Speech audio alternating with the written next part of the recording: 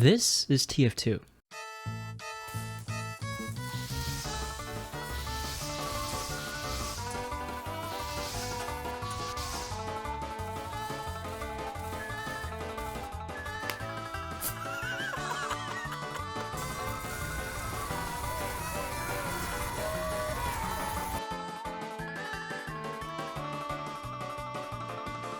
Oh, that's a cheater.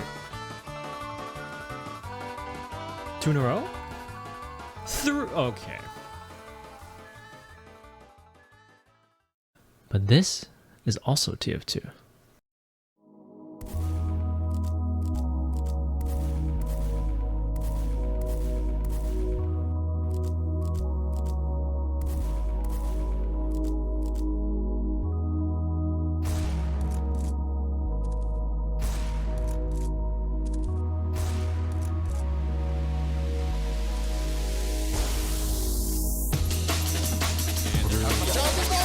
I'm taking you with me, Watson. Jump's on it. I think I damage on the high five is gonna get a fat 90 damage sticky bot mode. Oh my god, he's disgusting! Martin gets struck by Deli. Deli getting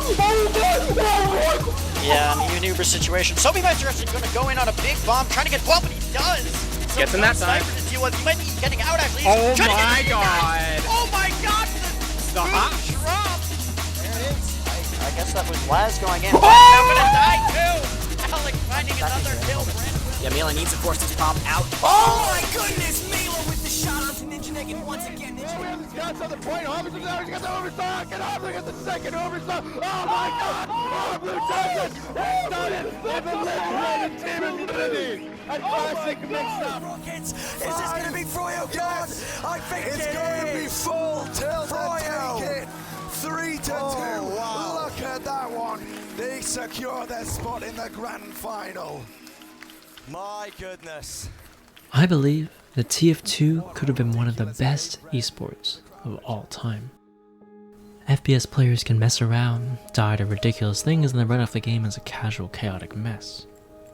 But in that chaos lies one of the most deep and high-skilled FPSs ever created. There's a handful of factors that make for good esports, but the two main ones are a high skill ceiling and accessibility.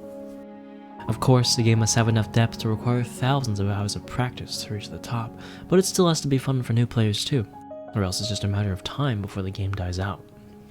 Games like League, CS, Fortnite, and Rocket League can all be enjoyed casually or without being that good, but it can also take a lifetime to master. So let's talk about TF2's skill ceiling. I love Quake. It's the OG FPS and requires such a diverse set of skills to be the best player on any given server. It features all different types of aiming fundamentals and is still alive today because of the depth of skill that it offers. TF2 actually started as a Quake mod. It stresses many of the same aiming fundamentals and demands an equally deep understanding of movement. But TF2 is on the Source engine, the engine that powers modes like B-Hop, Surf, KZ, and other movement disciplines that people have dedicated thousands of hours to. But here's my hot take for you. TF2 is the most practical and skillful application of Source engine movement ever. Obviously, we're excluding the raw movement modes in the discussion, but when it comes to combat FPSs, our competition is probably going to be games like Apex, Titanfall, and CS. When it comes to CS movement, your character control and peak mechanics are of utmost importance, but when it comes to other source-based movement options like your B-hops and KZ jumps, it starts to lack in the practicality aspect. Movement montages are very fun to watch, and while it is an element of skill with great depth, it is usually not the deciding factor of which team wins a game. Titanfall is probably going to get me raked over the coals, but while it does have great depth in traversal, speed gain, and routing, it lacks a little bit when it comes to combat movement. Defensive movement is much more of a thing in Apex, where people use their movement to create difficult patterns to aim at, strafe mix-ups, or the general finesse that comes from the almost platforming style of movement in this game. But TF2 has all of these. Your insane jumps and creative routing will get you frags and win you games. Her traversal is also very important, and players who grind jump maps will have this superpower of getting exactly where they want to faster than anyone else in the server. And defensive movement is insanely important. Being able to ride other players' projectiles to safety is one of the many factors that makes a good player, but encountering a player with strong defensive movement makes them feel almost unkillable. Oh, that's what happened. I can block. That's what I'm saying. Like, they ran and I can't kill them. To illustrate this, here are two scout players. If you stuck both of these players in an aim trainer, they'd probably get fairly similar scores. But one person is a CS player who's actually quite good at B-hopping but hasn't spent that much time with TF2 yet. And the other is a TF2 veteran who's had world records in surf, B-hop, and rocket jumping, played multiple seasons at the highest level, and is a master of deceptive movement. See if you can identify who is who.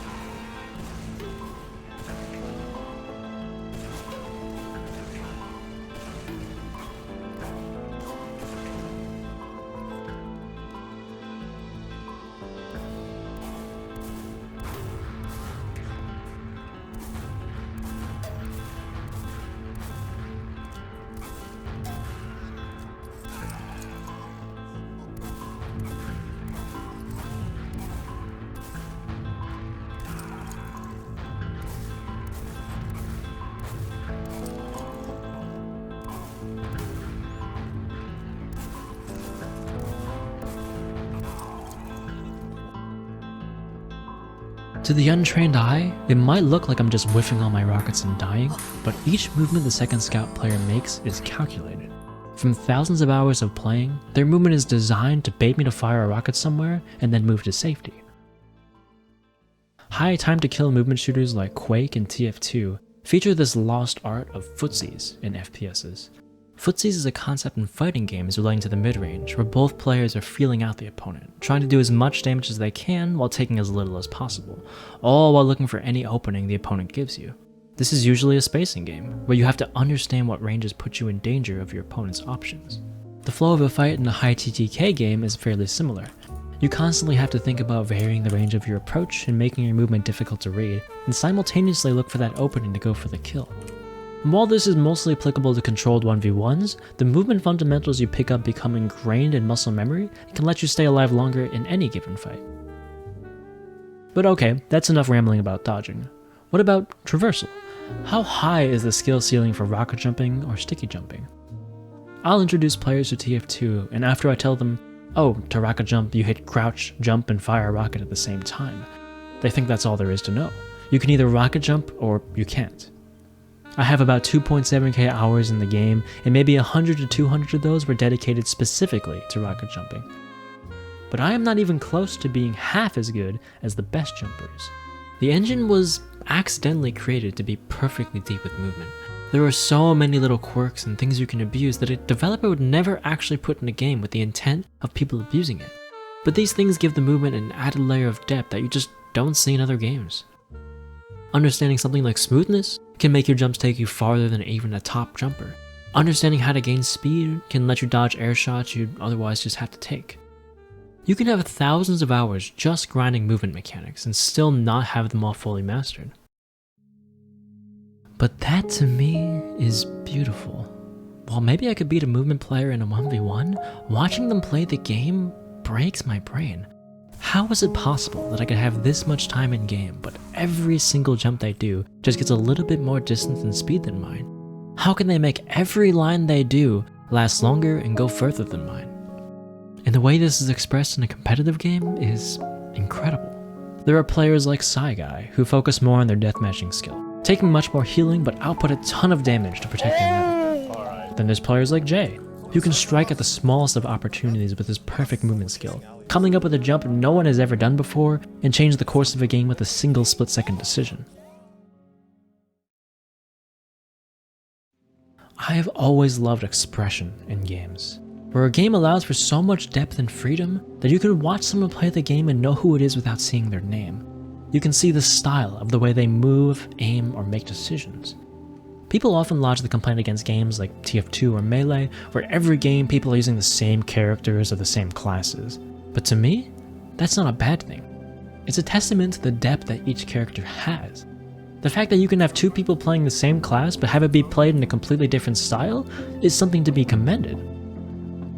TF2 is one of the few hero shooters that's much more about the player than the character when it comes to matchups. Any player in the game has the ability to take over a team fight.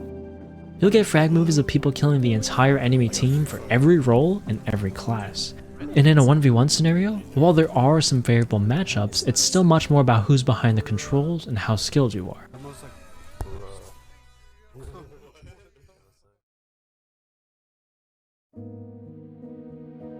But skilled movement is only half of what makes a good movement shooter. What is the aim like? Because movement is so fast and air control is so powerful in TF2, it's very difficult to be consistent with aim. Aside from the inherent difficulty of projectiles and predicting where a player is going, let's look at the Scout class. It's a simple class in principle. You run fast, have a double jump, and have a shotgun. This shotgun is hit scan, so you can just click on your target at any range, but will do more damage if you're close to your opponent and aim in the center of mass.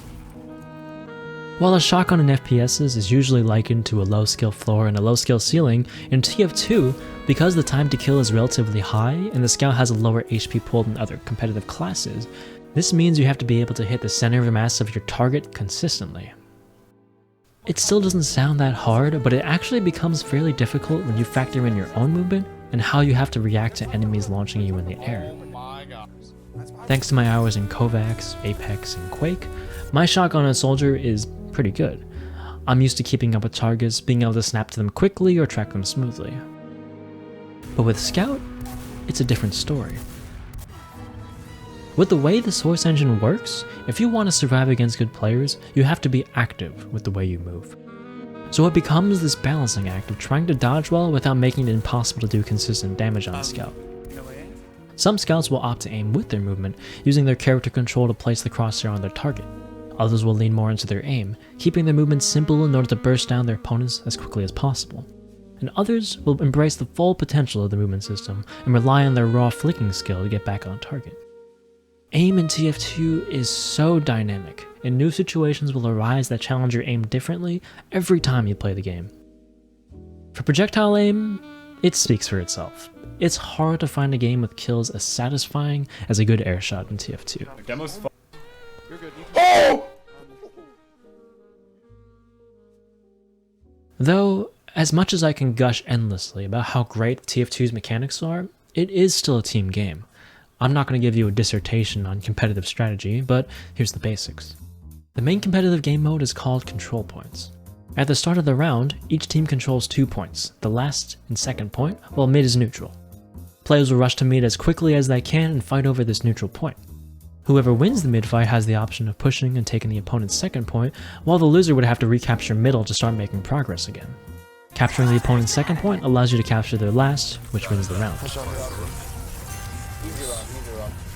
Instead of something like defuse or payload, where you have defined roles of defending and attacking, it's a more dynamic mode, where you have to decide if the advantages you've gained are enough to warrant going on the offensive, or if it's better to hunker down and try to get the other team to make a mistake. It becomes this back and forth tug of war, where one moment you'll be in the perfect position to win the round, and the next you're scrambling to get your defense together to defend your own last point. It all sounds fairly basic, but let's take a look at the comms in a mid-fight. I'm gonna get fast rolleted on for sure. I'm gonna insta-go scout this mid. If they go on you, we'll just land on them. Demos top right. Soldier in their side. Elbow. I'm up there. Soldier on point. Both soldiers I'm their very side. They're just gonna chip me down. I need arrow. Yeah, could be better. We're good, Big we're door, good, we're big good. door. I'm in their big door. Okay, they're all passive by this side. Soldier in. They're double high on me. I'm in Shoulder shot. hit there. One's on our side. Very low. Good. So he's so weak on the ground. I'm the right side. Right side? Can you They're drop. Yeah.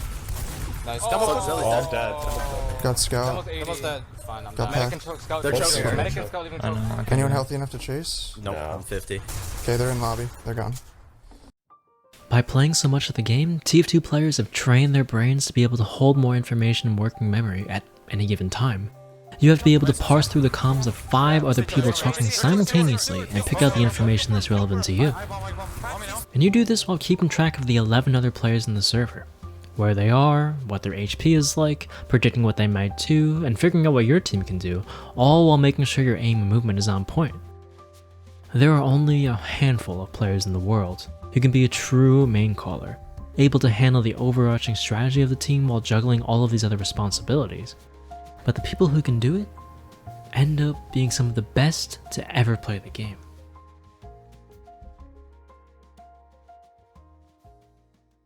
When a friend of mine from CS first watched Banny play TF2, he said, "It's crazy to me that this guy is the best player in the game. Because when you watch him, he doesn't look like a god of death that mows down everyone in his path. There are other players out there who have better aim and movement than Banny, but there's basically no one questioning the fact that Banny is the best TF2 player of all time." Banny is like the simple of TF2. He's been playing since the beginning of time itself, has an ungodly amount of hours in game, and almost everyone can agree on their GOAT status. While they get brought up in a conversation about who has the best mechanics, rarely does anyone place them at the top of the list. They're the best because they're unstoppably consistent, and they play the game perfectly. They understand the game at a deeper level than anyone else in history. Banny started his career as a demo man back in 2009. 1 year later, he was fighting for first place in the entire league. His rival team, Classic Mixup, featured players you might know, like Seagull and Harper. These teams were perfectly matched for each other. GG goes HRG. Season 13 land champions, a perfect season. Rosters would change, but season after season, they'd keep meeting in the grand finals. Got it. Hero, the point of that is it. That is the championship to Classic Mixup, the first undefeated team in ESEA TF2 history to not drop a map. And they went back and forth, trading land titles for 13 seasons. Go out. The season 16 land, Justin, are gonna go. It's gonna go to 4G FROYO Tech. But in season 17, Decimates on the point, and that is a 5-0. Oh goodness, that'll do it right there, folks. Ladies and gents, tonight, for the first time since season 8, I believe it was, we have a grand finals where there's not the Platinum Banny rivalry, so elevate. Mixup was starting to falter. The team that knocked them into third place would go on to become the second best team in TF2 for a long time afterwards. But what happened to Mixup?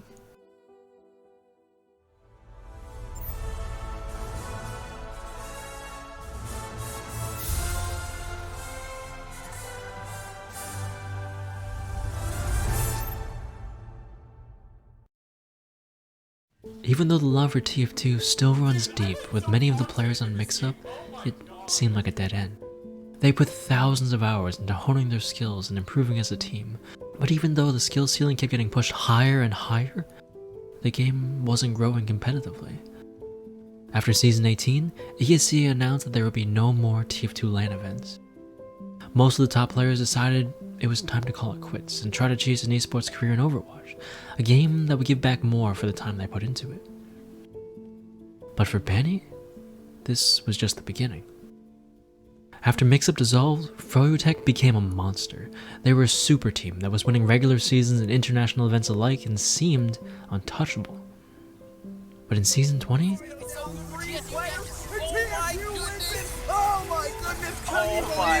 Taking down FROYO Tech in the lower bracket finals. Literally the end of a dynasty. TSU doing the unthinkable and beating FROYO Tech in a golden cap overtime, third and final map. FROYO Tech got an uncharacteristic third place. With that loss, the whole of FROYO Tech felt like now was a good time to take a break from the game, happy with their achievements and willing to step back. Banny did not share this sentiment. Nothing other than first place could satisfy him anymore. So he had to come up with a plan.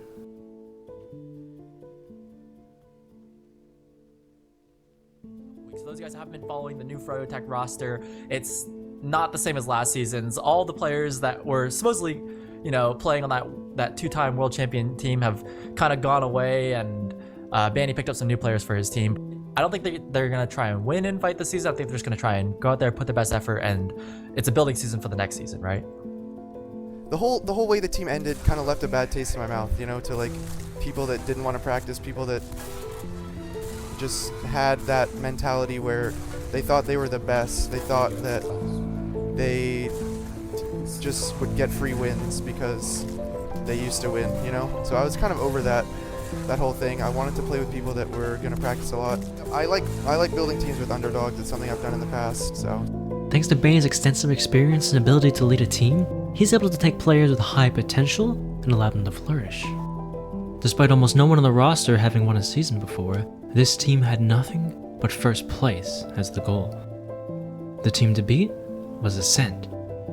This is the team that beat Mixup and ended their career, and the team that took first place last season. They fielded the same roster as the previous season, and seemed like the favorites to win again. RONIN take the first map 5-1. Yeah, they just put the pedal to the metal and just didn't stop. FROYO just didn't have an answer. Their counter aggression again has just been so on point in every single game this season, and it doesn't seem like anybody can match up against them. They just are leagues ahead of everybody at this point. At this point, and FROYO has got themselves into the grand finals where they face off against RONIN, who's been really asserting their dominance throughout Invite this season.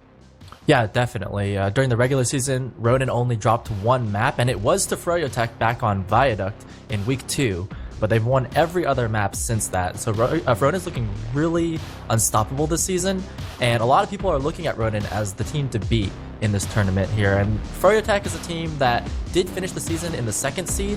They were, a pretty good record, and they're 2-1 here in the playoffs. But I think for FROYO, their team definitely doesn't look as strong as RONIN, so it's a lot riding on FROYO shoulders tonight.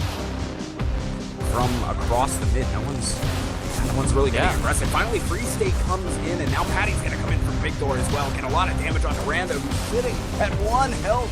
Rando and Shrugger both out of it. Looks like FROYO is going to take our first mid here. FROYO, but they on the point. Patty takes down Shrugger. It's a 2-0. It's got a big saw. He did get it off, but couldn't get back. You find this in the back half there for Free State is going to convert the round for FROYO. So two frags as well. That is going to be map 1 over. So FROYO taking it 5-2 in a map that not many people expected FROYO to take, but in the end, they come out on top of the big win there. Why is RONIN, a team that looked so good throughout the regular season and the playoffs? They've only dropped 2 maps. They were looking so strong. They were looking undefeatable. How are they losing right now to FROYO? Season 21 grand finals here, headed on into the mid. Great shot from Patty and Rando. They kiss in call here as he works his way into mid. He's taking a lot of damage though. Shrugger getting demolished and follow up, and they're gonna pop into the last. Oh man, Free State got crushed right there. On the right side of Sewers. Great job by them. Oh, and he's able to find one. Vandy cleaning up on this damage as well. Vandy finds yet another one. And a third. Oh my goodness. So far they've actually been able to find Ninja Nick. They're getting a couple of frags, but FROYO's coming out on top of the fight here. It's only Potonsky left. That might be it, folks. Clockwork is all the way back there as well. On second, they are closing in onto the point to take a 2-round lead, which would ultimately secure the match for them. Oh my goodness, that is going to be 4-2 for FROYO. And with RONIN got their fame for a season, but it's FROYO right back on top, man. But what a series! What a series! I mean, it was 4 straight maps for FROYO, but it didn't feel that way. It was a close game overall here. But also, a lot of these guys the first time even in the grand finals, let alone winning the whole thing. It's super cool for them. FROYO make the clean sweep, winning 4-0 across these 2 best-of-3s, coming out of the lower brackets and taking down RONIN, the defending champions. Now there's a new victor here in North America. Several of Ascent's players stuck around for many seasons after this, but never again were they able to beat FROYO. It seemed like any season where FROYO was playing, it was just a fight for second place. But in 2021? Here comes the bombs. Oh, Mirror Man is so weak. 43 HP. He's gonna ask for an arrow, but they're trying to launch him. He's just watching. He's a shot! What? How do you do that with 2 seconds left in a grand final? I guess that's just a sack way for you, but hey, if it works, it works. He collects his fingers. stacking on top of the cap. The kills! There's 3 left alive for the side of FROYO Tech, one of them being a medic who can't frag, and it's just Mirror Man able to apply the damage. A lot of them weak though, but he will eventually fall. And this was quite the match, but Witness Gaming come off and are your Season 6 Invite champions. This is gonna be this is one for the history books, That's I think. definitely one for the history books. Yeah, we'll have to see back to the drawing board for FROYO Tech. I'm curious to see where they go from here. This is uncharted territory. That was the first time FROYO's lost the regular season in 6 years. Some of these players are relatively new to the top level. They've been together for a few seasons, but only a fraction of the time that Benny's been playing. Old and new faces continue to grind this 15-year-old game to try and best him. But why? Is the prize pool difference that big? No. Prize pools can get you a nice new mouse or a few weeks of meals. It's a pure love of the game. There is no other game like TF2, and there probably never will be again. Other hero shooters lack those Quake roots that make TF2's combat so viscerally satisfying, and other AFPSs aren't able to attract new or casual players in the same way that TF2 does. Even as a casual game, TF2 is an outlier. People have tens of thousands of hours in the game without ever touching competitive, because there's really nothing else like it. So if it's both accessible and skillful, why doesn't anyone play competitively? Well, when you boot up Valorant and play an unranked game, it's basically the same experience as what top professionals are playing, obviously with more chaos and less average skill, but you get the idea. The same thing can be said about all the other great esports I mentioned at the start of the video. TF2 is not like that. Casual players don't even like the existence of competitive. Part of it is the huge skill gap that TF2 has, but it's also because the in-game competitive system almost ruined the game. There are plenty of videos outlining just how bad the Meet Your Match update was, but... The competitive mode that they added into the game is full of hackers, has the wrong rules, and is just a horrible experience with no MMR. It's horrific. It's the worst competitive matchmaking in any game ever. To this day, 6 years later, the in-game competitive mode is still in that state. Add on to that casual players are forced to use the same matchmaking system to play public games, and that system puts you into games filled with cheater bots? Yeah, it's no wonder why the average TF2 player hates competitive TF2. But competitive TF2 players have hosted events to raise money for charity for years, held their own lands funding prize pools and reserving venues with their own money, and even now, after ESEA and other esports leagues dropped TF2, the community made its own league and funds it itself. And Valve has only given us blog posts and in-game notifications.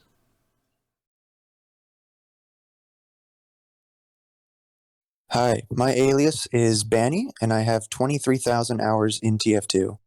My name is Patty. I have 13,600 hours in TF2, and I've been playing the game for 10 years. I am Jay. I play for Team FROYO Tech, and I have over 10k hours. This is probably my first time taking anything serious as far as TF2, but... What does TF2 mean to me? I think it means the world to me. I mean, well, not the world. You know, like Mario, they have like little sub-worlds. Do I regret any time? To some extent, I do. I think any person is going to have some degree of regret when they have this much time put into any activity. I've played the game for 10,000 hours, and I'm hard stuck advanced, or ESEA IM. What if I spent 10,000 hours making money? What if I spent 10,000 hours getting an education? What if I spent 10,000 hours learning a game that's more fruitful? Yeah, a lot of people, whenever I show them TF2 clips or anything regarding me on the game, they always say the same thing. They always say, oh my god, I never see you laugh this much, or I never see you smile this much. And it's weird to think about how different my life would be if I never downloaded the game and never gave it a shot. Like, the first server that I played on, it was a TF2 community 2-fort server. There are people that I still talk to every single day that I met on that 2-fort server. I was invited to a wedding recently from somebody that I met on that 2-fort server. You know, I could write a paper about the intricacies and mechanics of TF2 as a game, but at the end of the day, the thing I'll always appreciate the most about this game are the people I've met through it. You instantly connect with pretty much anyone you meet at a LAN tournament because everyone pours in so many hours into this game and we all love it so much, and it's just like, it's sort of like a big extended family is the way I think of it. You know, you see your family once a year for whatever family events, and you see your extended TF2 family once a year for the big events. Like, shout out to Fruit, Chunky, Toddler, Slice Rogue, Evil Mr. Muffins, Eckstein, Rolling, Sin, Danny Hollow. It's just so many people that I just enjoy pugging with. Like, seeing them join the Pug channel, it just makes me so happy. Like, it's just certain people like that. It just makes me so happy. You will just end up talking to people every single day for years on end, simply just by being on and playing the game. And you're just allowed to make some really amazing friendships. Just lifelong friendship. People I can call friends for life. The best friends I've ever made. Like, I will always have my friends. It doesn't have to be in this game. I feel like there are people I met in this game that I would have like 0% chance I would meet in real life. 0% chance. To say I would want to like trade all of that away, I'm not sure what you could trade me to make me agree with that deal. It's just a wide range of people, not people that I necessarily like agree with all the time. I love all of them. I actually love all of them except for some players who just play one match and done. Like, that's it. TF2 is just such a big part of my life. I was sort of hiding it for the longest time, but I just learned to like accept it as who I am. You know, 15 years is a lot of time. It's kind of flown by, but I've enjoyed kind of every minute of it. It's such a big part of my life and the trajectory that I've taken. I hope I could play TF2 forever, really. Until I've explored all those options and really given it my all, I don't really plan on quitting anytime soon because I can see so much potential in the game, and you know, it'd be such a shame not to try and strive for that, you know? People post like, oh, I'm quitting threads every once in a while on TFTV, and all the first responses are always like, see you in like 6 months or whatever, and it's very true. There's no really getting away once you develop the taste for TF2. As long as there are people like Banny, like myself, like the people who run RGL, the people who run Oz Fortress, the people who run all these community leagues, the people who run the community servers, people who provide space for people to kind of still play, it'll never go away. Those people don't really gain that much money back, or they sometimes don't even reach money back at all, and it's just like, damn, the amount of love they have for this game is just surprising to me. Even with no developers doing anything, no updates, and everything just falling apart on our sites, we just keep playing, and everything's community. Valve would have to literally unplug the server and delete the game before people stop playing this game. I feel like part of the reason why I'm stuck on TF2 is because no one has managed to copy it in like a good enough degree. Someone would have to just make a better game, but I don't know if that's ever going to happen, sadly. Yeah, I've just met my best friends playing this game, and I just keep playing it because I'm just not done. It's just so much fun, just being with my friends and playing the game, and you know what I mean? I can't stop. I will never stop. So, yeah, I think the mechanics of this game are immensely deep and beautiful, and I think that the people in this game are equally as immensely deep and beautiful, in my experience. And I wouldn't trade these experiences for the world.